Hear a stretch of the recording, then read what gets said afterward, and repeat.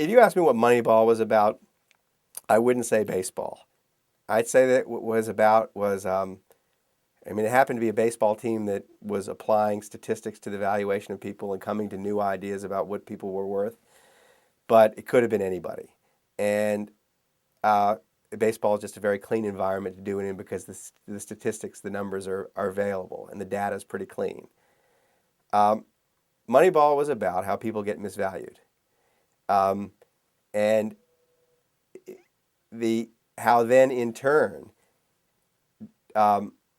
warped value systems encouraged warped behavior in people, but primarily about people being misvalued, and how a perfectly free market, what market could be freer than market and professional athletes, can completely screw up people's valuation. And there are all these biases that infect the human mind when it's making intuitive judgments, value judgments, especially about other people. We overvalue handsome people. We overvalue tall people. We overvalue, Malcolm Gladwell wrote an article in the New Yorker a long time ago, and there was this little fact in it that the Oakland A's loved. It was something like this, that only 3% of the adult population in America is male and 6 feet or taller, but 50 or 55% of the CEOs of Fortune 500 companies are male and 6 feet or taller.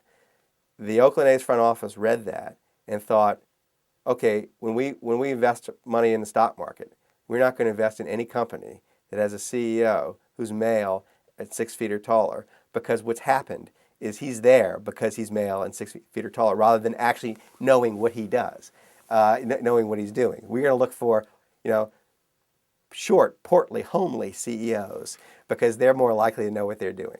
So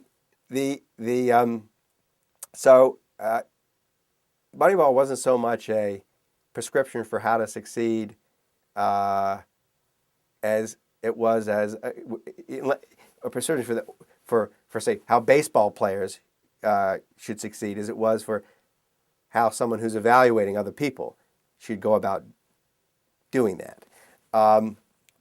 Having said that, I think that it resonated with people because a lot of people feel misappraised, and Wall Street people in particular really resonated with Wall Street people. And I kind of wondered at the time when it came out if it didn't resonate with Wall Street people because they were in the middle of the single greatest madness of appraisal of human abilities and human contribution in the history of the world. That the people were being paid huge sums of money all around them, or maybe they themselves were being paid huge sums of money to do things of dubious social utility, and so that they could see that this was possible, kind of thing. That it made that often what people get paid makes no sense at all. Anyway, I don't have.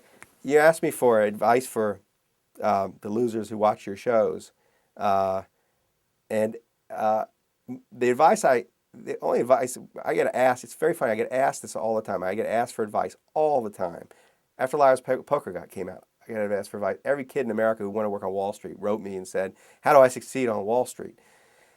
And I always kind of come back to the same thing. I have no general advice except this: that there's an enormous power to doing what you really care about, and the outside world will often try to distract you from what you really care about. It will send you lots of false signals about your value, about what you should be doing, and do your best to ignore those signals. Because don't treat those with don't treat those as commands. And it sounds, and put it in the trite way, just it's follow your passion. But if you're lucky enough to have passion, passion is unbelievably powerful, and pay attention to it.